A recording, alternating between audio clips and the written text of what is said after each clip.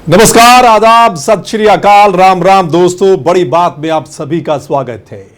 मध्य प्रदेश में शुरू हुआ किसान आंदोलन अब लगभग थम गया है, लेकिन हरियाणा में किसानों से लेकर विपक्षी पार्टियों ने आंदोलन शुरू कर दिया है। किसानों से जुड़ी यूनियन अपने हक की लड़ाई लड़ रही है, तो वहीं सियासी पार्टियों ने किसानों के बहाने सत्ता पर सवार बीजेपी को घेरना तेज कर दिया है। हरियाणा में किसानों ने 8 जगहों पर प्रदर्शन किया, तो कांग्रेस ने पूर्व सीएम भूपेंद्र सिंह हुड्डा की अगुवाई में कुरुक्षेत्र में किसान महापंचायत की और इनेलो ने प्रदेश के कई जिलों में विरोध प्रदर्शन किया।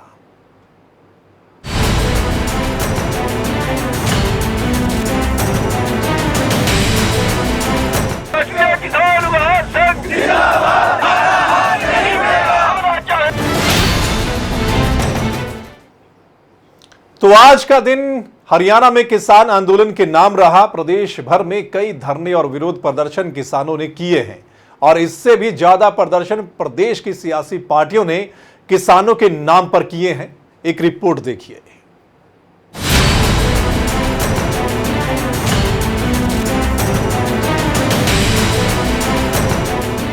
किसानी बचाओ आंदोलन। प्रदेश के किसान संगठन एमपी में किसानों के साथ जो हुआ उसके विरोध में सरकार के खिलाफ सड़कों पर उतर आए हैं। किसानों के कर्ज माफी की मांग, स्वामीनाथन आयोग की रिपोर्ट लागू करने की मांग, फसलों की एमएसपी समेत कई मांगों को लेकर किसानों के हक की लड़ाई प्रदेश में लड़ी जा रही है। हरियाणा के किसानों ने अंबाला में नेशनल हाईवे नंबर 1 को घंटों तक जाम कर दिया। पुलिस को ट्रैफिक डायवर्ट करना पड़ा। अंबाला में ही नहीं, सिरसा, चरखी दादरी, रोहतक, फरीदाबाद, झज्जर, फतेहाबाद और हिसार में भी किसानों ने जोरदार प्रदर्शन किया। किसानों ने अपनी मांगे सरकार के सामने रखते हुए एक बार फिर अल्टीमेटम दिया है। प्रदर्शन की तो रूपरेखा बड़ी सिंपल सी है। हम शांतिपूर्वक बैठ गए हैं। कोई इमरजेंसी वाला अगर कोई आया, कोई एम्बुलेंस आ गई, कोई फायर ब्रिगेड आ गया, कोई मिलिट्री की गाड़ी आ गई, उसको हम नहीं रोकेंगे, उसको तो हम निकालेंगे। और बाकी हमारा पूरी तरह से 100% बंद हो चुका है। आज का सांकेतिक जाम है, 3 घंटे का है, पूरे देश में है। किसान संगठन तो सरकार के सामने अपनी मांगे रख ही रहे हैं। सियासी पार्टियां भी किसानों के नाम पर अपनी सियासत चमकाने में कोई कोर कसर नहीं छोड़ना चाहती। पूर्व मुख्यमंत्री भूपेंद्र सिंह हुड्डा की अगुवाई में कांग्रेस ने कुरुक्षेत्र में सरकार के खिलाफ किसान महापंचायत का आयोजन किया। इस महापंचायत में हुड्डा के अलावा उनके सांसद बेटे दीपेंद्र हुड्डा, कांग्रेसी विधायकों में कुलदीप शर्मा, रघुवीर कादियान, श्री कृष्ण हुड्डा, गीता भुक्कल, जयवीर वाल्मीकि समेत कई बड़े कांग्रेसी नेता इस महापंचायत का हिस्सा बने। हुड्डा समेत तमाम कांग्रेसी नेताओं ने किसानों के नाम पर प्रदेश और केंद्र सरकार पर जमकर आरोप लगाए। आज सवाल है पूरे हिंदुस्तान के किसान का। आज पूरे का हिंदुस्तान का किसान बर्बादी के कगार पे आके खड़ा हो गया। और ये ऐसी सरकार बनी है कि पहले तो किसान के पेट पे लात मारी, अब मंदसौर में, मध्य प्रदेश में छातियों में गोली मार रही है। कहां जाएगा किसान? ये मैं बात करना चाहता हूं। क्या कारण? कारण क्या है? कारण सबसे पहले है कि सरकार ने, केंद्र सरकार ने भी और ये भारतीय जनता पार्टी जो हरियाणा की, उसने भी वायदा किया कि हमारी सरकार बनाओ, हम स्वामीनाथन फार्मूला यहां लागू करेंगे। सरकार बन गई। वहीं हरियाणा की प्रमुख विपक्षी पार्टी इनेलो भी किसानों के मुद्दे को भुनाने की पूरी कोशिश करती नजर आ रही है। पार्टी प्रदेशाध्यक्ष अशोक अरोड़ा ने कुरुक्षेत्र में विरोध प्रदर्शन में शिरकत की। एमपी के सीएम शिवराज सिंह का पुतला जलाकर केंद्र के खिलाफ नारेबाजी की गई और किसानों के समर्थन में ज्ञापन भी सौंपा गया। इनेलो ने कुरुक्षेत्र के अलावा हिसार, चरखी दादरी, फरीदाबाद, झज्जर, पंचकुला, करनाल, नारनौल, पलवल और करनाल में केंद्र सरकार के खिलाफ हल्ला बोला। आज जिस तरीके से पूरे देश के अंदर किसानों की हालात है, भारतीय जनता पार्टी निरंतर ये बात करती है कि आय दुगनी कर देंगे। उसके बाद भी सरेआम जिस तरीके से महाराष्ट्र के अंदर किसान सुसाइड कर रहे हैं, मध्य प्रदेश के अंदर तो किसानों के धरने पर गोलियां चलाई जाती हैं। उसके बाद जब मुख्यमंत्री ये वादा करते हैं कि कर्ज माफ़ कीजिएगा, बावजूद भी 5 किसान 2 दिन में अपनी जान दे देते हैं। स्पष्ट कर देता है कि भारतीय जनता पार्टी किसानों के प्रति बिल्कुल सीरियस नहीं। अगर किसी के प्रति सीरियस है तो बड़े बड़े पूंजीपतियों के प्रति सीरियस है। लड़ाई किसान की है और वो अपना हक सरकार से मांग ही रहा है, धरने प्रदर्शन भी कर रहा है। वहीं सियासी पार्टियां खुद को किसान का हितैषी बताकर अपने अपने धरने प्रदर्शनों के जरिए सियासत चमकाने में लगी हैं। अब देखना होगा प्रदेश में जारी अलग अलग किसान आंदोलनों से किसान का कितना भला हो पाता है। ब्यूरो रिपोर्ट, खबरें अभी तक। तो बड़ी बात में आज का जो हमारा मुद्दा है वो है किसानी बचाओ आंदोलन। मध्य प्रदेश में तो जो आंदोलन किसानों की ओर से किया जा रहा था वो एक तरह से थमसा गया है, लेकिन आज हरियाणा में आपने रिपोर्ट में देखा, एक तरफ किसान नेशनल हाईवे नंबर 1 को जाम कर रहे थे, दूसरी ओर कुरुक्षेत्र में किसान महापंचायत का आयोजन पूर्व मुख्यमंत्री हुड्डा की ओर से किया गया, जिसमें कई दिग्गज नेता जो कांग्रेस के प्रदेश के वो शामिल हुए, काफी लोग भी वहां पर जुटे।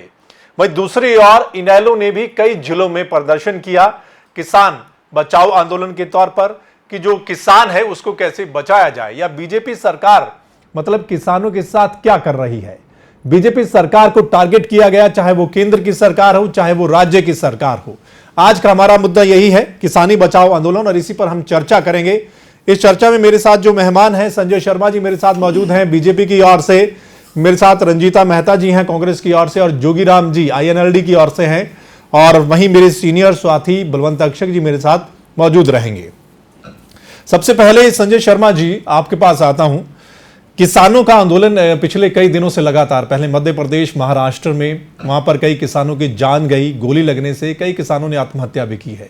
उससे पहले जो आंकड़े हैं, हम पहले भी एक दिन बात कर रहे थे, आंकड़े बताते हैं कि हर रोज कितने किसान आत्महत्या कर रहे हैं, और टारगेट अब बीजेपी सरकार है, क्योंकि बीजेपी सरकार ने वादा किया था स्वामीनाथन आयोग की रिपोर्ट को लागू करने का, वो नहीं किया तो किसान सड़कों पर है। वो कहता है कि हमारी मांग पूरी करो।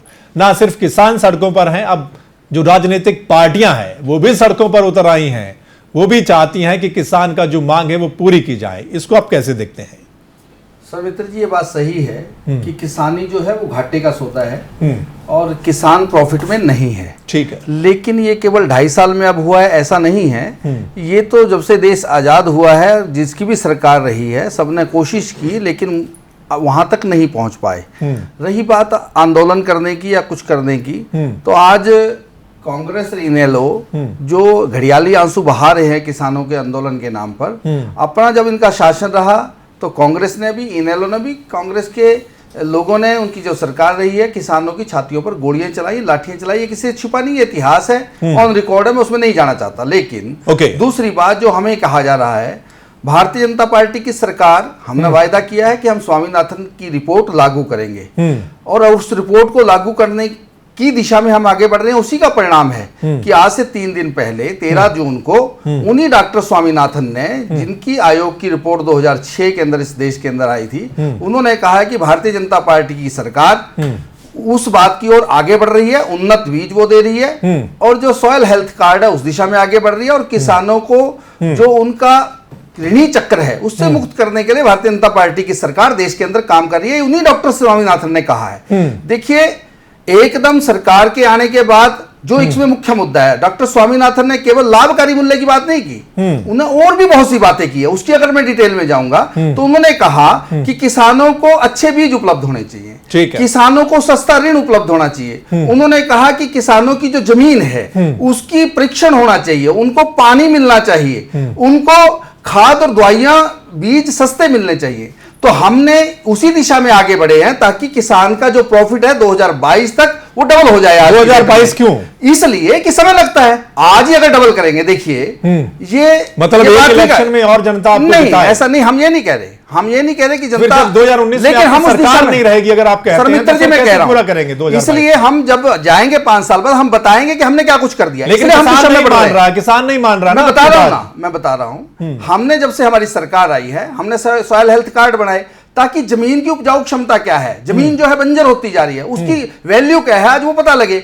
उसको किस खाद की जरूरत है। होता क्या है कि किसान आनंद फानन में बेशुमार उसके अंदर बीज डाल देता है, खराब बीज डाल देता है, फिर खाद भी ऐसी डाल देता है जिसकी जरूरत नहीं है वहां। अगर उसको परीक्षण किया होगा उसकी जमीन का, तो उसको पता है कौन सी खाद कितना बीज डालना है। तो उसका जो इनपुट्स है, उसका जो पानी की व्यवस्था हम कर रहे हैं कि पाइप दबा रहे हैं या स्प्रिंकलर सिस्टम से सिंचाई व्यवस्था, चलिए, ये तो बड़े हम लंबे पानी समय से आखिर चला आ तक रहा है। नहीं, उसका कारण क्या है? देखिए, हम ये चाहते हैं कि किसान जो फसल उगा रहा है उसकी लागत कम हो। जब लागत कम होगी तो ऑटोमेटिकली लागत तो उसका profit लगातार जाएगा। बढ़ रही है। आप क्यों नहीं खाद नहीं, सस्ती नहीं, कर बढ़ देते? कम रही है, आप क्यों कम नहीं हो बीज रही है। सस्ते कर देते? वो क्यों नहीं हो रहा है? मैं कह रहा हूं कि एकदम अगर बढ़ाएंगे तो ये बात ठीक है कि जो सरकारें होती हैं वो लोगों के लाभ के लिए या लोगों के फायदे के लिए काम करनी चाहिए। लेकिन आज ही अगर हम रेट डबल कर देंगे तो जो गरीब आदमी है, जो समाज का सबसे अंतिम व्यक्ति है, जिसको 2 जून की रोटी खाने के लिए भी लाले पड़ते हैं, उसको गेहूं अगर हम महंगे भाग में हम बेचेंगे तो उसको रोटी खानी उसको तो आप दे रहे हैं, वो इसलिए तो राशन सस्ता दे ही रहे हैं। उसको। इसलिए नहीं, उसको उसके अलावा राशन बहुत से लोग सस्ता हैं। मिल रहा है। इसके अलावा भी बहुत से लोग हैं। आज ये जरूरत है कि किसान को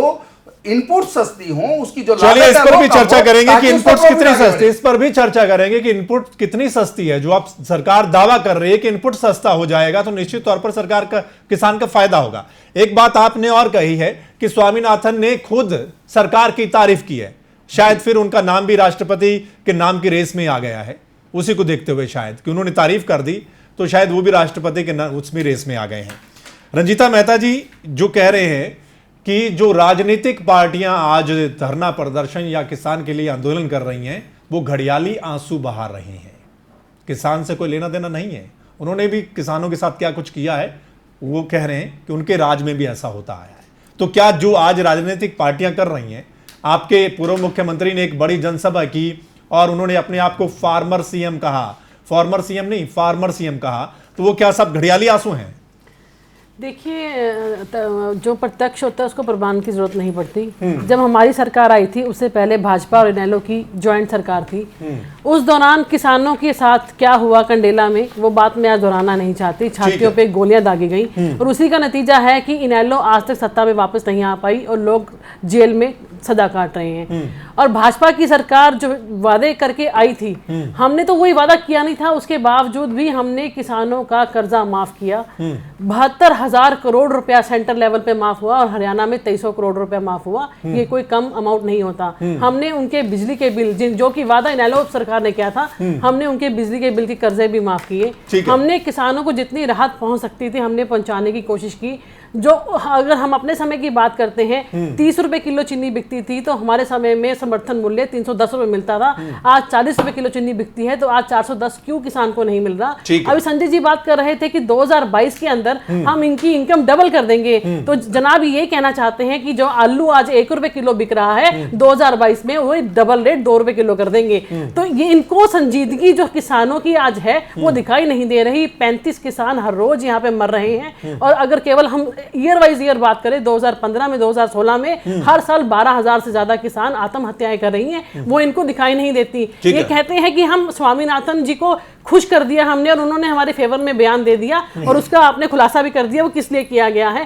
इन्होंने लाल किले के ऊपर मोदी जी ने आकर ये भाषण दिया था और यहाँ पे कुरुक्षेत्र की धरती पर आकर भी भाषण दिया था कि एक बार मुझे सत्ता दे दो, मैं आपको स्वामीनाथन आयोग का जो समर्थन मूल्य है 50%, केवल उसकी बात की थी उन्होंने और बाकायदा लिखकर उन्होंने मैनिफेस्टो में भी इसको स्वीकार किया।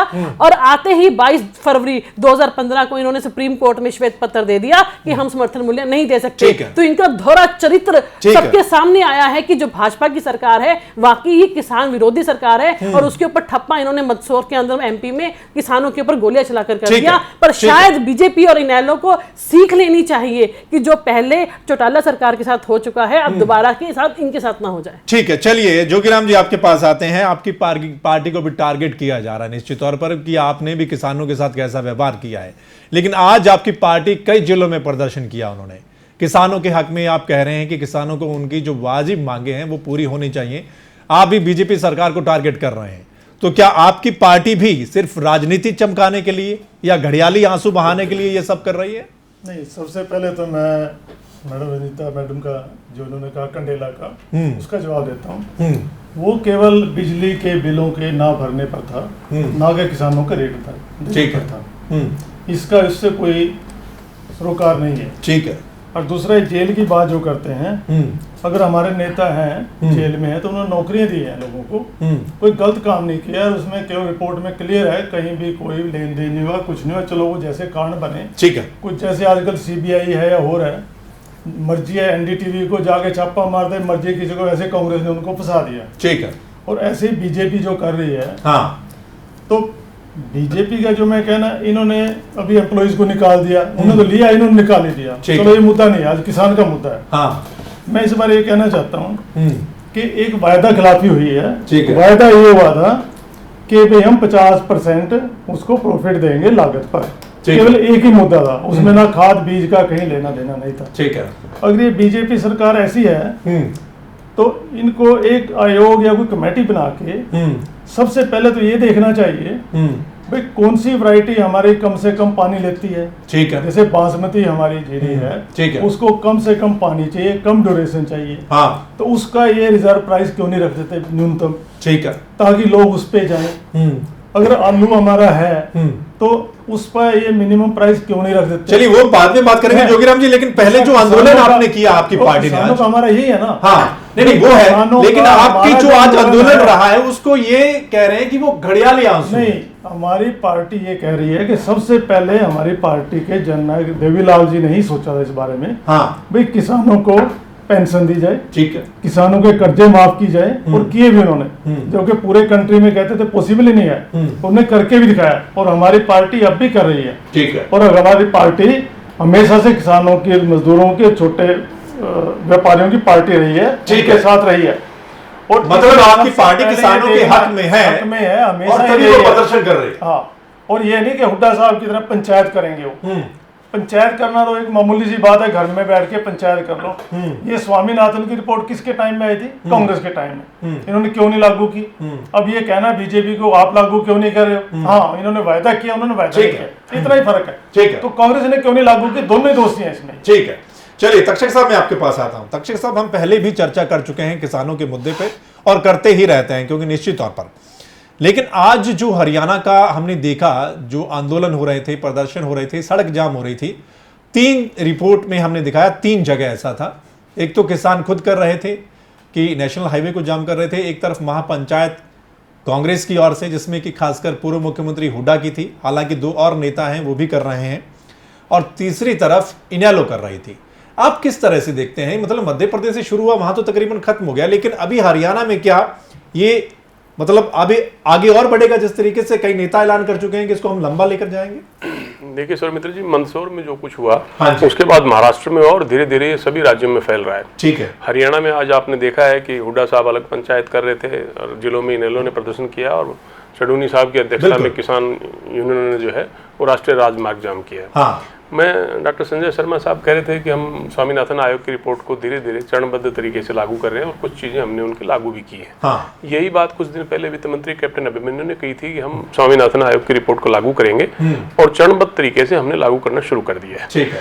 कांग्रेस की जो डिमांड है या इनेलो की जो डिमांड है वो भी यही है कि स्वामीनाथन आयोग की रिपोर्ट लागू करो, और भाजपा का चुनाव से पहले जो वादा था वो भी यही था। ठीक है। लेकिन जिस ढंग से चरणबद्ध तरीके से लागू की जा रही है, मैं उसमें मेरे को कुछ मन में शंकाएं हैं, कुछ सवाल हैं। ठीक है। जैसे इन्होंने कहा कि बूंद बूंद सिंचाई योजना उसका एक हिस्सा है, हम उसको उसमें लागू कर रहे हैं। तो बूंद बूंद सिंचाई योजना तो लागू तब होगी जब हरियाणा के 7-8 जिले तो डार्क जोन में हैं। ठीक है। पानी है नहीं, फसलों की सिंचाई के लिए पर्याप्त पानी उपलब्ध नहीं है, SYL नहर बन नहीं रही है, तो वो चरणबद्ध तरीके से लागू करने का अभी किसान को कोई फायदा नहीं है। ठीक है। दूसरा जो इन्होंने कहा कि प्रधानमंत्री फसल बीमा योजना लागू की है, सरकार भी ये दावा कर रही है, उसका किसान लगातार विरोध कर रहे हैं कि आप सीधे हमारे अकाउंट से हमसे बिना पूछे पैसे काट लेते हो, यानी कि वो इस बात से भी खुश नहीं है। ठीक है। तीसरा, मैं जो एमएसपी की मांग कर रहे हैं, हाँ। आप एमएसपी पर ही खरीद लागू कर दीजिए, हाँ। वो किसान का बहुत भला हो जाएगा।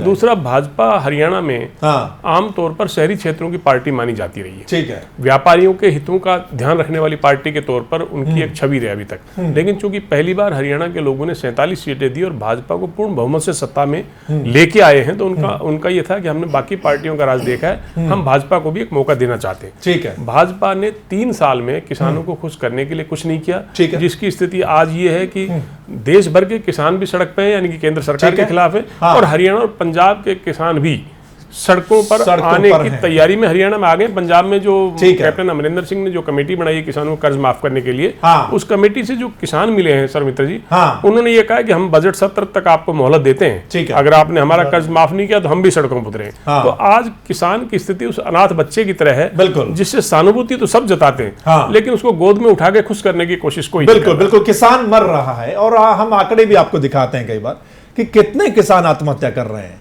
कोई शौक नहीं है किसान को आत्महत्या करने का, उसके पीछे वजह है, और उस वजह को लेकर आज किसान सड़कों पर उतर रहे हैं। ना सिर्फ किसान उतर रहे हैं, बल्कि राजनीतिक पार्टियां, जो विपक्षी पार्टियां, वो उनका साथ दे रही हैं, जैसा हरियाणा में आज हमें देखने को मिला है। संजय जी, इस पर क्या कहेंगे कि पिछले 3 साल में आपकी जो सरकार केंद्र की रही है, 2.5 साल प्रदेश की, किसानों को खुश आपने नहीं किया, हालांकि वादा बहुत बड़ा किया था आपने अपने घोषणा पत्र में। अब वो किसानों का गुस्सा आपके खिलाफ सड़कों पर नजर आ रहा है, यही हकीकत है। देखिए सर मित्र जी, बलवंत अक्षित जी ने फसल बीमा योजना की बात की है। देखिए, स्वामीनाथन जी ने लाभकारी मूल्य के साथ साथ अन्य जो बातें की थी, उसमें जोखिम प्रबंधन भी एक था। जोखिम प्रबंधन के लिए पिछली सरकारों ने 6,000 रुपए पर एकड़ के हिसाब से मुआवजा देने की बात की थी। दिया किसी ने नहीं था, किसी को 1 रुपए, किसी को 2 रुपए, किसी को 5 रुपए के चेक दिए थे, ऑन रिकॉर्ड है।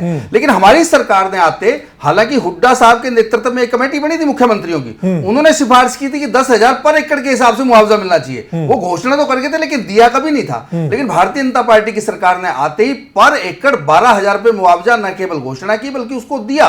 और इनका बचा हुआ मुआवजा भी लगभग 2200 करोड़ रुपए का मुआवजा हमारी 1 साल की सरकार ने दिया। इन्होंने 15 साल में 1500 करोड़ रुपए दिया था, यानी कि अगर आप हिसाब किताब लगाओ 100 करोड़ रुपया साल आता है, हमने 2200 करोड़ रुपया 1 साल के अंदर दिया। दूसरी बात, जो बात बाकी कर रहे हैं कि फसल बीमा योजना, जब जो लोनी किसान है, देखिए उनको लोन करना पड़ेगा, जैसे कार का लोन होता है, जैसे गाड़ी का लोन होता है, ऐसे जो फसल का लोन हो रहा है तो उसका बीमा कंपनियां करेंगी ही, सरकार करेगी। और हमने केवल बीमा नहीं किया, बल्कि 25,000 रुपए पर एकड़ के हिसाब से मुआवजा भी दिया।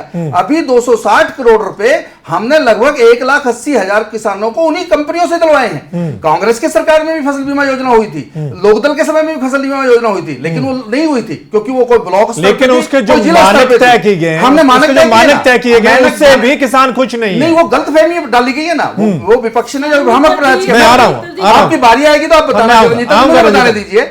हमने प्रत्येक इकाई को, प्रत्येक गांव को इकाई माना है, और औले में और जल भराव में तो प्रत्येक खेत को इकाई माना है, लेकिन पाड़ा अगर पड़ेगा तो गांव में ही पड़ेगा, एक खेत में तो पड़ने से रहा। इस बार तो वर्ल्ड में, पूरे विश्व के अंदर आग के जलने का कभी भी मुआवजा किसी को नहीं दिया, लेकिन भारतीय जनता पार्टी की सरकार ने आग से जलने का मुआवजा भी 12,000 रुपए पर एकड़ के हिसाब से किसानों को बेशक आपने दिया होगा, बेशक संजय जी आपने दिया होगा, लेकिन किसान खुश नहीं है उससे। मैं मान रहा हूं। देखिए, हम ये नहीं कह रहे कि हमने आसमान से ताले तोड़ के लाके किसान को दे दिए, लेकिन देश के अंदर 66 साल में किसी ने कुछ नहीं किया। अरे हमारी सरकार ने शुरू तो किया है, तो उसके परिणाम आने में समय लगेगा। आज अगर हम जो स्टेप उठा रहे हैं, जो कदम उठा रहे हैं, उसके रिजल्ट आने में समय लगेगा ना, उसी दिशा में हम आगे बढ़ रहे हैं। आज केंद्र की सरकार ने जो ब्याज कांग्रेस की सरकार में 18% देता था किसान, उसको पहले 9% किया और आज 4% कर दिया है।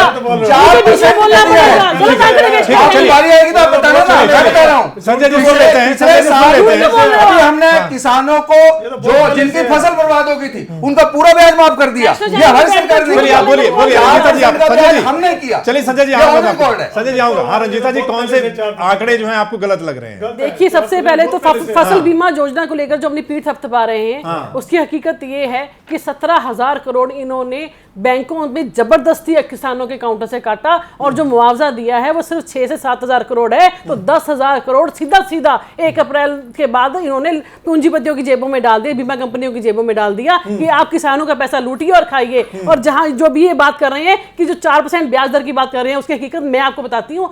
जो ब्याज दर थी वो हुड्डा साहब उस समय को उस समिति के चेयरमैन थे और उन्होंने ये 4% की जो दर है केवल हरियाणा में नहीं पूरे देश में लागू करवाती, संजय जी लागू किए थे। जब इनालो वाले भी साहब समर्थन कर रहे हैं, हाँ वो लागू किया था। बल्कि जो कोऑपरेटिव बैंक थे वो हरियाणा के अंदर उन्होंने उसकी दर 0% कर दी थी।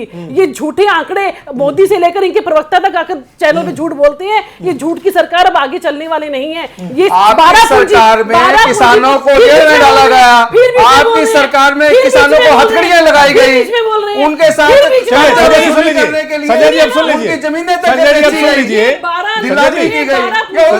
संजय जी आप सुन लीजिए ना, कोई बात नहीं। पूंजीपतियों का 1,54,000 करोड़ रुपया माफ कर सकते हैं, लेकिन किसानों का कर्जा माफ करने के लिए इनके पास 1 लाख करोड़ नहीं है। संजय जी हकीकत में बात कीजिए, आंकड़ों के साथ बात कीजिए।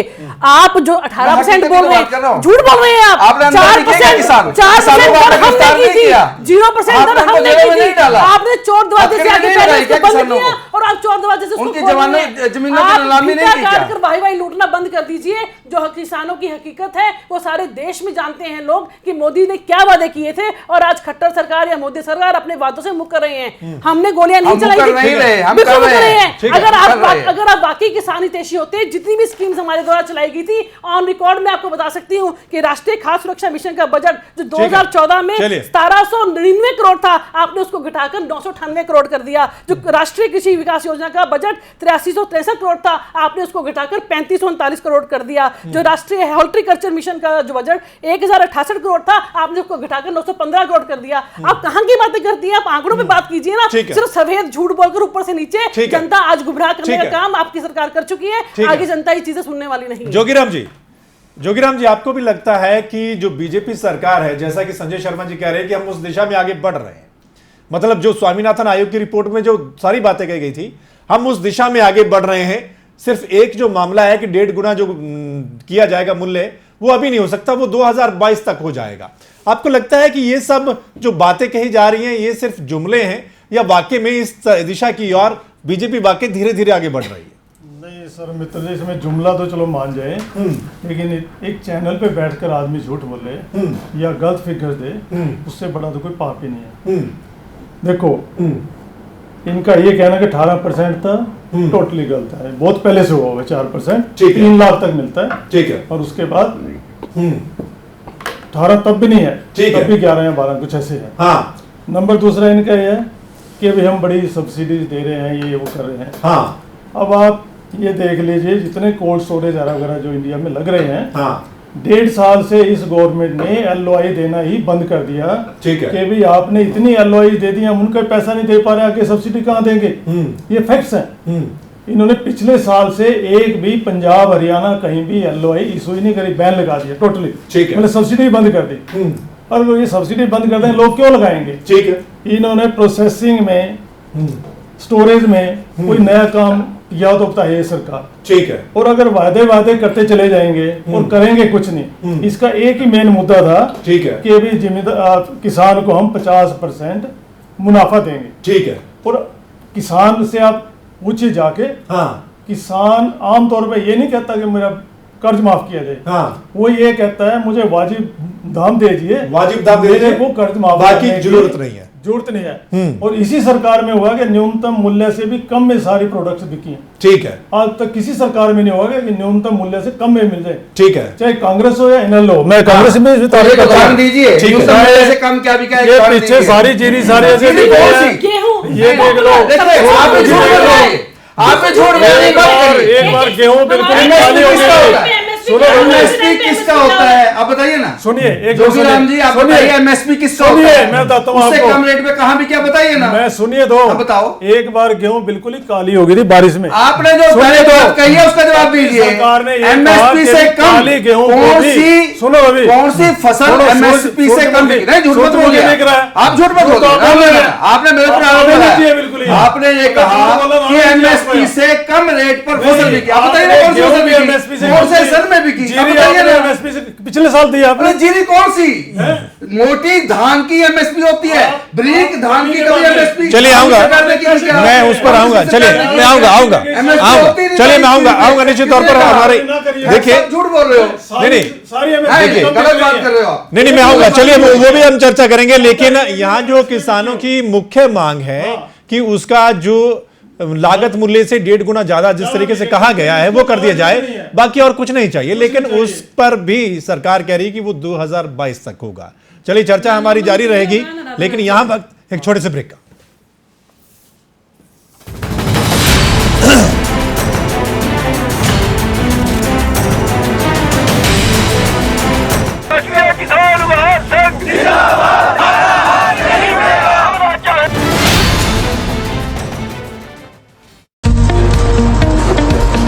My university challenges me with innovation. My university makes me rub shoulder with the corporates. My university connects me to the world. My university thinks about my career. My university is highly ranked.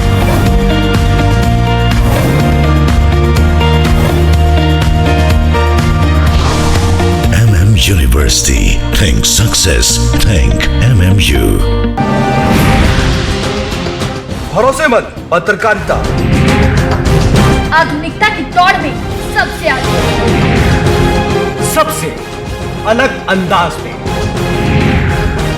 जो बनेगी आवाम की आवाज। देश दुनिया की हर खबर पर हमारी नजर।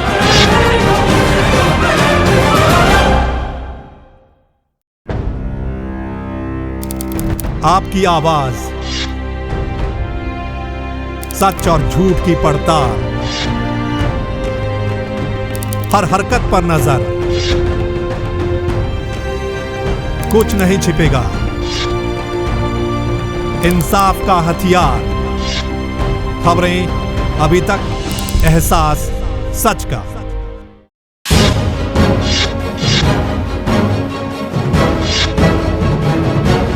कौन किस हरियाणा की दलदल में हिमाचल में, देश की राइलों में, फैशन जगत,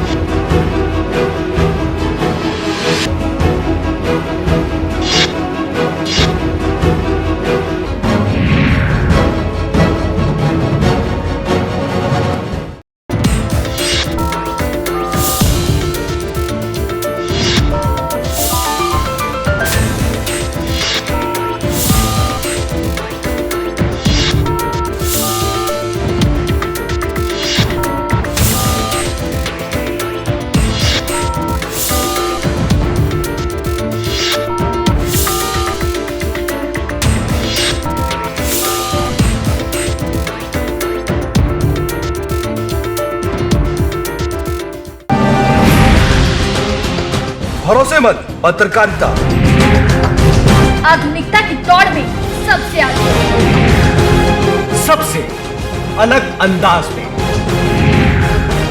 जो बनेगी आवाम की आवाज।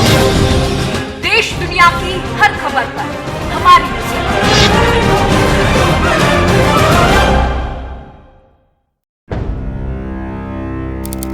आपकी आवाज, सच और झूठ की पड़ताल, हर हरकत पर नजर, कुछ नहीं छिपेगा। इंसाफ का हथियार, खबरें अभी तक, एहसास सच का।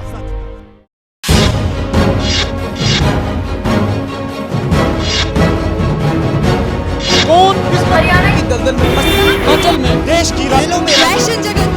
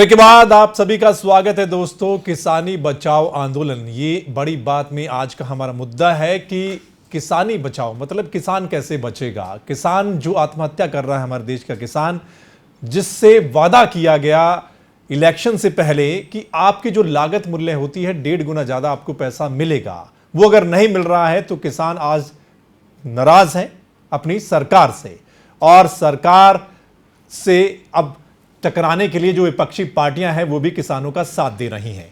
तक्षक साहब, मैं आपके पास आता हूं। तक्षक साहब, आज अगर इनेलो प्रदर्शन कर रही है किसानों के हक में, आज अगर कांग्रेस महापंचायत कर रही है, कांग्रेस के 3 बड़े बड़े नेता अलग अलग प्रोग्राम कर रहे हैं, आपको क्या लगता है कि विपक्ष को एक मुद्दा चाहिए होता है कि मुद्दे को भुनाने के लिए, सरकार पर आरोप लगाने के लिए कि उसको एक मुद्दा बहुत बढ़िया मिल गया है, या आपको लगता है कि वाकई में ही ये सभी पार्टियां दिखाना चाहती हैं क्योंकि बीजेपी से अगर किसान नाराज है तो उनको ये दिखाने की कोशिश कर रहे हैं कि हम जो हैं, हमारी जो पार्टी है वो आपके हित में है? निश्चित तौर पर सर मित्र जी, किसान नाराज है, भाजपा की सरकार है, तो जाहिर है कि कांग्रेस और इनेलो को सत्ता में आना है जी, तो उनको किसानों को अपने साथ जोड़ने के लिए उनके साथ दिखना जरूरी है। ठीक है। किसान आंदोलन शुरू करेगा तो कांग्रेस हो चाहे इनेलो हो, इनका गांव में ही बड़ा जनाधार है और उस जनाधार को अपने साथ जोड़ने के लिए दोनों ही पार्टियों की कोशिश होगी कि वो किसानों के हित में बात करें, किसानों के हित के लिए आंदोलन करें। ठीक है। मैं डॉक्टर संजय शर्मा जो की बात पे आना चाहूँगा कि जो कह रहे थे उन्नत खाद बीज जो है वो उसका स्वामीनाथन आयोग की सिफारिश में शामिल है और हम उनको उन्नत खाद बीज किसानों को मुहैया करा रहे हैं ताकि फसल ज़्यादा पैदावार उनकी बढ़ सके जी। लेकिन ये भी तय है कि हरियाणा जब से बना है तब से भाजपा की सरकार में ही खाद जो है वो थानों के जरिए बिकी है। ठीक है। मतलब किसान को खाद लेने के लिए थानों में लाइन लगानी पड़ी है। इससे शायद डॉक्टर संजय शर्मा भी इनकार नहीं करेंगे। दूसरी बात, जो पाले की बात की थी, पाला पहली बार जो है मुआवजे के तौर पे किसान को शामिल किया गया था प्राकृतिक आपदा में।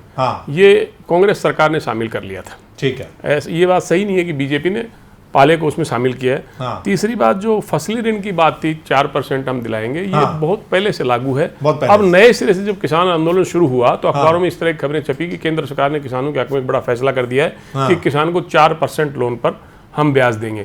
अभी पंजाब में जो कर्ज माफी की बात चल रही है तो कोऑपरेटिव बैंकों ने कहा है कि अगर एक फसल पे किसान ने ऋण लिया है, ठीक है, तो उस टाइम पे अगर भुगतान नहीं करेगा तो हम उसको 4% की रियायत नहीं देंगे, हम उसको डिफॉल्टर घोषित करके उसे 12% की दर से वसूली करेंगे। ठीक है। तो ये बात भी ठीक नहीं है कि 4% इनकी सरकार में लागू हुआ है, पहले से लागू है। बिल्कुल। तीसरी बात, जो इन्होंने कहा गांव को जो एक यूनिट में शामिल कर लिया, यानी कि उससे भी किसान नाराज है। उनका ये कहना है कि किसी अगर 2 किसान का 4 किसान का नुकसान होता है और पूरे गांव के किसान का नुकसान नहीं है तो उसको मुआवजा नहीं मिलेगा जी। हमारा तो ये कहना है कि आपका वादा था, आपने सत्ता में आने के लिए किसानों से वादा किया कि हम आपका कर्ज माफ करेंगे, आपकी आमदनी बढ़ाएंगे, आय दुगनी करेंगे और एमएसपी पे खरीद करेंगे।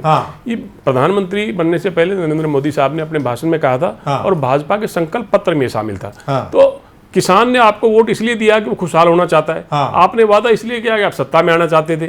अब आप सत्ता में आ गए हैं तो ये आपकी जिम्मेदारी है कि 3 साल बीत गए हैं, किसान अब धैर्य खोने लगा है।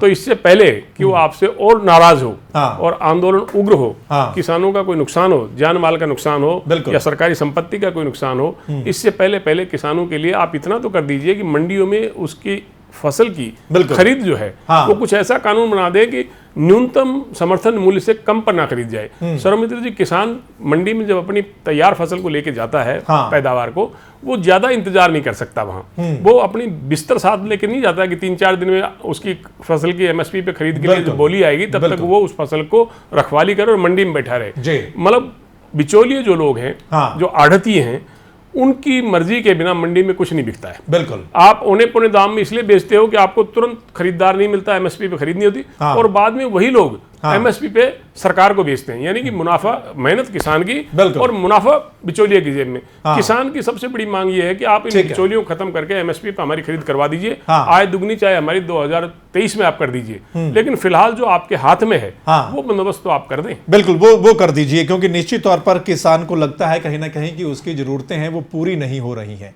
या जिस तरीके से पंजाब का उदाहरण तक्षक साहब दे रहे हैं, किसानों को लगता है कि हमारा जो ऋण है वो माफ हो जाएगा, वो नहीं भर रहे, और ऊपर से अगर बैंक ऐसी बात कहेंगे तो वो किसान क्या करेंगे फिर। हमारे संजय शर्मा जी, आपके पास आता हूं। संजय शर्मा जी, आज जो हुड्डा साहब की महापंचायत हुई है उसमें हुड्डा साहब ने कहा है कि मैं फॉर्मर सीएम नहीं हूं, मैं फार्मर सीएम हूं। निश्चित तौर पर किसानों के साथ होने का उन्होंने एक बात कही है कि किसान मुझे अपना समझें। क्या लगता है इसमें क्या सच्चाई आपको नजर आती है? आपको नहीं लगता है कि किसान अगर नाराज हैं सरकार से और विपक्षी पार्टियां अगर उनका साथ देने की इस तरीके की बात कह रही हैं, उनके बीच जा रही हैं, तो ये आने वाले समय में, आने वाले इलेक्शन में बीजेपी के लिए नुकसानदायक हो सकता है? पहले तो जो बलवंत तक्षक जी ने 2-3 बातें कही है, मैं उसका जवाब देना चाहूंगा। एक तो उन्होंने कहा कि थाने में खाद बिकी है। हाँ। आपको पता होगा बलवंत तक्षक जी कि खाद खरीदने के लिए सरकार को 6 महीने पैसे पहले जमा कराने होते हैं कंपनियों के पास। और जब हमारी सरकार आई अक्टूबर 26, 2014 में, उससे 6 महीने पहले जो सरकार थी वो कांग्रेस थी। आदरणीय हुड्डा साहब को पता था कि मैंने नहीं रहना, उन्होंने खाद का स्टॉक ही नहीं किया। खाद हमेशा तैयार होकर के और स्टॉक रख के और फिर किसानों तक जाती है। तो जब हमारी सरकार आई तुरंत खाद की जरूरत थी, लेकिन स्टॉक के अंदर खाद नहीं थी। उसी कारण से वो उस समय से इस तरह ऐसी स्थिति हुई। लेकिन उसके बाद लगातार 3 साल हो गए हैं। आप मुझे एक भी केस ऐसा बता दीजिए कि खाद की कहीं किल्लत हुई हो। एक व्यक्ति को चाहे उसको खाद की कितनी जरूरत है, उससे ज्यादा खाद उसको उपलब्ध था। दूसरी बात, हमारी सरकार ने खाद को नीम कोटेड कर दिया, जिसकी उसकी जो ब्लैक मार्केटिंग थी वो बंद हो गई है। और जो खेत की जो उपजाऊ क्षमता है वो बढ़ गया, क्योंकि नीम के अंदर शक्ति होती है कीटाणुओं को मारने की। और पहली बार इतिहास में ऐसा हुआ है कि डीएपी और यूरिया 100 रुपए सस्ता हुआ है, ताकि किसान को वो जो इनपुट्स है उसकी सस्ती हो, उसकी कम लागत हो। इसी कारण से सरकार ने कम किया, ये पहली बार इतिहास में हुआ। दूसरी बात, जो मंडी व्यवस्था की बात आदरणीय बलवंत तक्षक जी कर रहे थे, मंडियों का सुधार भारतीय जनता पार्टी की सरकार ने किया है। एमएसपी की बात, एक भी किसान का दाना बिना खरीदे मंडी के अंदर नहीं रहा। एक दाना भारतीय जनता पार्टी की सरकार ने खरीदा, और वो अनाज भी खरीदा जो कांग्रेस की और इनेलो की सरकारों ने कभी नहीं खरीदा था। वो चाहे मूंग का, अरे सुनो तो सही, संजय शर्मा साहब, बाजरा और मूंग 1200 रुपए एमएसपी पे हमारी सरकार ने खरीदा। ना कांग्रेस ने कभी खरीदा था, ना लोकदल ने खरीदा था। अब आ जाता हूं मैं जो आज कांग्रेस ने जो फार्मर सीएम की बात, उस पे बोलिए। हुड्डा साहब 10 साल कहां थे आप जब आप सीएम थे? तब तो आपने कुछ नहीं किया। आत्महत्या तब नहीं होती थी क्या? आंकड़ा निकाल लीजिए, आपकी सरकार के आंकड़े भारतीय जनता पार्टी के आंकड़ों से ज्यादा निकलेंगे। आप केवल ये जो घड़ियाली आंसू बहा रहे हैं, अरे सुनिए तो सही, पूरी बात तो सुन लीजिए। आपकी बारी आएगी तो आप बोलना, आपकी बारी, गलत बात नहीं बोल रहा हूँ। ये केवल देखिए, मेरा अनुरोध है सर मित्तर जी, आपके चैनल के माध्यम, चलिए संजय शर्मा जी पूरी हो जाने दीजिए बातें। सर मित्तर जी, मेरा निवेदन है कांग्रेस और इनेलो के नेताओं से कि कृपया हरियाणा को किसानों की आग में मत धकेलिए। हरियाणा जो शांति प्रिय प्रदेश है, यहाँ का किसान शांति प्रिय है, उसको बरगलाइए मत। उसके साथ लेकिन संजय शर्मा जी, गलत मत करिए। संजय शर्मा जी, हरियाणा को शांत प्रिय रहने दीजिए और किसानों को मत बरगलाइए। चलिए संजय शर्मा जी, ये बातें जो बड़ी बड़ी बातें ये सुनने में बहुत अच्छी लगती है हमने कि आपकी सरकार आने के बाद उत्पादन क्षमता बढ़ गई है जमीनों की। जी, ये बात मतलब सुनने में अच्छी लगती है कि आपकी सरकार ने उत्पादन क्षमता बढ़ा दी है जमीनों की। कांग्रेस की सरकार में जो कृषि की ग्रोथ थी वो 2% थी, हमारी सरकार में 7.5% है। ये देख लीजिए, ऑन रिकॉर्ड है।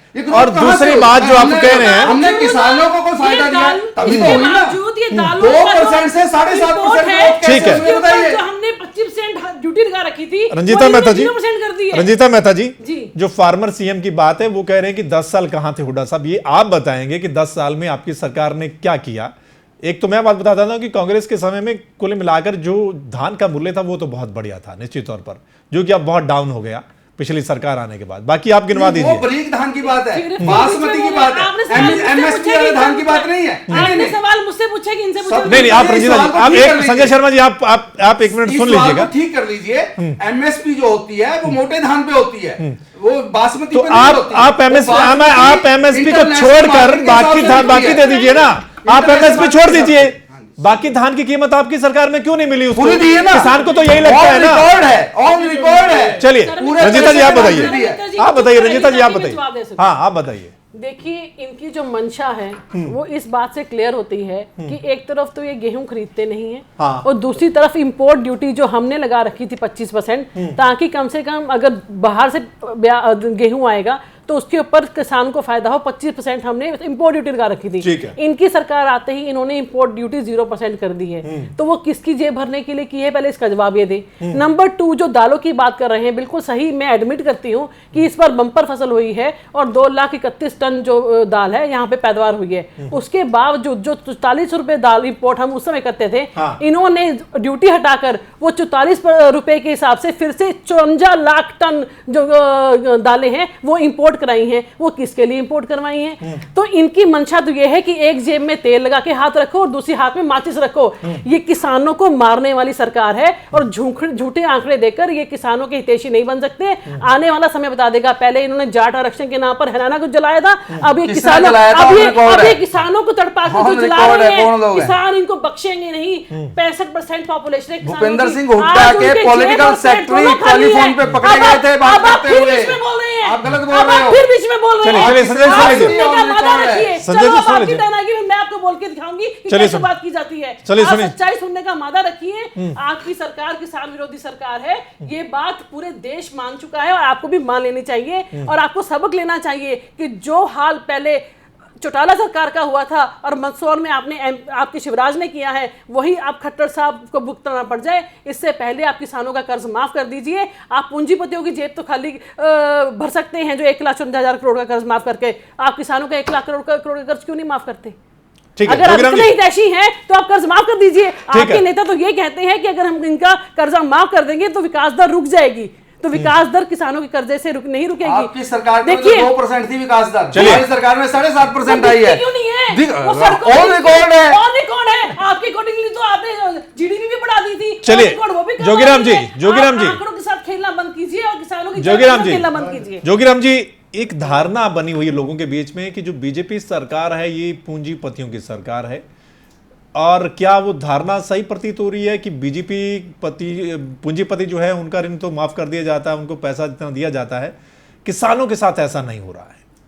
सर मित्र जी, इनको ये समझ नहीं आता भाई किसान अकेला नहीं है, किसान के साथ मजदूर भी है। 72% पॉपुलेशन हमारी बिल्कुल खेती पर निर्भर है। बिल्कुल 2006 में पे कमीशन ने एम्प्लॉयज के पे बढ़ाई। ठीक है। तो उसमें गवर्नमेंट्स का क्या था कि पेइंग कैपेसिटी अगर हमारी होगी तो वो पैसा मार्केट में आएगा। मार्केट में आएगा तो सभी की समृद्धि उसमें शामिल होगी। ठीक है। ऐसे अब 2016 का आया।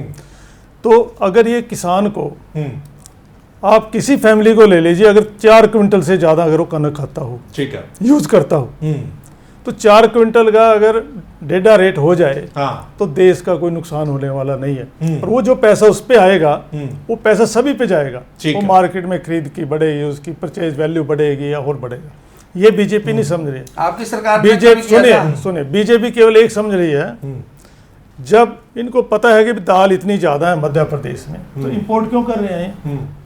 वहां से इंपोर्ट कर रहे हैं। ऐसे गेहूं की जैसे रंजीता मेहता जी ने बताया, इनकी पॉलिसी एक ही है कि इसको मारना है, मजदूर को भी मारना है और किसान को भी मारना। अकेले किसान को नहीं, किसान मरता है तो मजदूर अपने आप ही मरता है। इलेक्शन में क्या वोट नहीं चाहिए? नहीं, इनको तो इतनी समझ नहीं है। ये हमारे पार्टी के विपक्ष के नेता को बुलाते हैं मेमोरेंडम देने के लिए और सीएम बुलाते हैं और उसके मोबाइल चेक करते हैं। बताओ क्या बम लेके रखते हैं? इनके सारा दिन घूमते हैं सीएम। हमारे चौधरी चौटाला साहब ओपन दरबार लगाते सरेआम घूमते थे, हुड्डा साहब भी घूमते हैं, लेकिन इनके तो सीएम में ये हिम्मत नहीं है कि भी अपने एमएलए को ओके कर ले और उनको अंदर बुला के कम से कम चाय का कप तो पिला देता। वो कहता नहीं, वहां इनके मोबाइल चेक करो, कोई बम तो नहीं ले, वो भी चेक करो। ऐसी सरकार तो कभी ना हुई है, ना होगी और ना ही चलेगी। अरे खत्म ही हो जाएगी अपने आप ही, अपने वजन में अपने आप ही खत्म हो जाएगी। तक्षक साहब, ये जो बीजेपी का कहना है कि हम धीरे धीरे उस दिशा में आगे बढ़ रहे हैं और समय जो है वो लंबा दे दिया, मतलब 5 साल और मांग लिए हैं बीजेपी ने कि 2022 तक अब ऐसा हो सकता है। क्या आने वाले समय में किसान इस बात को मानेंगे? अभी नहीं, जबकि इलेक्शन तो पहले दिन से कह रहे हैं 2022। बिल्कुल नहीं, पहले दिन से नहीं कह रहे, पहले दिन से नहीं कह रहे आप। ये थोड़ा समय पहले, ये थोड़ा समय पहले ही कहना शुरू किया आपने। नहीं, थोड़ा समय पहले शुरू किया आपने। 2015। क्या किसान इस बात को मानेंगे कि 2022 तक इनको मौका दिया जाए इस सरकार को? आपको लगता है कि किसान फिर दोबारा 2019 में साथ देंगे बीजेपी का? देखिए, भाजपा की ये चिंता तो बढ़ी है कि किसान जिस तरह से देश भर का नाराज हुआ है उसको राजी करने की कोशिशें भी अब जल्दी शुरू होंगी। मेरे दो छोटे छोटे सवाल हैं सर्वमित्र जी। क्या भरे पेट लोग सड़क पर आंदोलन के लिए उतरते हैं या भूखे लोग, परेशान लोग आंदोलन करते हैं? क्या खुशहाल लोग सड़क पर आंदोलन करते हैं बिल्कुल, या परेशान लोग सड़क पे उतरता है? जी, मतलब किसान परेशान है, वो किसी के भड़काने से, कह रहे हैं ना, भड़काने से सड़क पर आता है। अगर उसका पेट भरा हुआ होगा, खुशहाल होगा, तो आप कितना ही भड़का ले, वो सड़क पे नहीं आएगा। उसको गोली क्यों खानी? वो जाहिर है कि वो परेशान है और अपनी मांगों की तरफ सरकार का ध्यान आकर्षित करना चाहता है और उसके पास ज्ञापन के बजाय सड़क पर एक आंदोलन ही उसके सामने एक रास्ता होता है।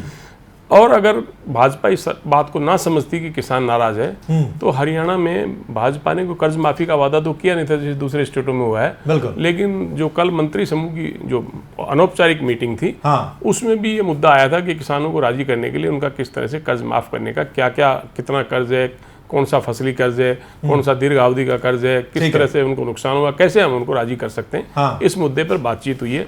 मेरा तो सर्वमित्र जी ये कहना है कि भाजपा को पहली बार हरियाणा में मौका मिला है, ठीक है, और उनको जाहिर है कि कुछ इस तरह का काम करना चाहिए कि वो व्यापारी को भी खुश करें, किसान को भी खुश करें और कर्मचारी को भी खुश करें। ठीक है, कर्मचारियों का आंदोलन आपने देख ही लिया है, व्यापारी रोहतक में दुकानें अपने जीएसटी के खिलाफ बंद करें और किसान सड़कों पे उतरा हुआ है। तो हालात तो ठीक नहीं है, अब ठीक करने की दिशा में अगर जल्दी कदम उठाया जाए तो ज्यादा बेहतर। बिल्कुल, हालात तो ठीक नहीं है हरियाणा में, खासकर जब हर और कर्मचारी जो है वो भी आंदोलन कर रहे हैं, प्रदर्शन कर रहे हैं, और किसान जो रीढ़ की हड्डी है हमारे देश की वो भी परेशान है, वो भी आंदोलन कर रहा है। और अब उस आंदोलन के बीच में विपक्षी पार्टियां भी उनका साथ दे रही हैं। अभी ये आंदोलन हरियाणा में और लंबा चलेगा। अभी जो कांग्रेस है वो पैदल यात्रा भी करेंगे, जो प्रदेश अध्यक्ष है उनकी, और हुड्डा साहब भी कई जिलों में और किसानों की महापंचायत करने वाले हैं।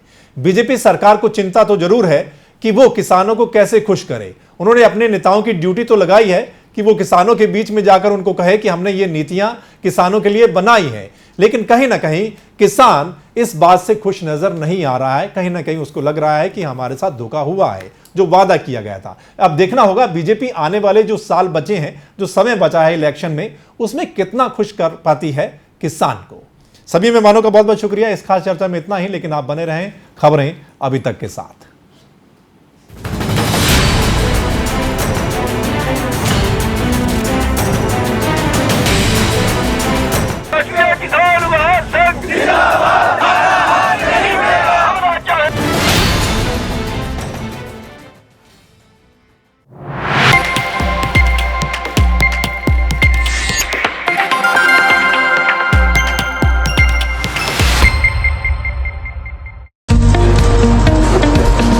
My university challenges me with innovation.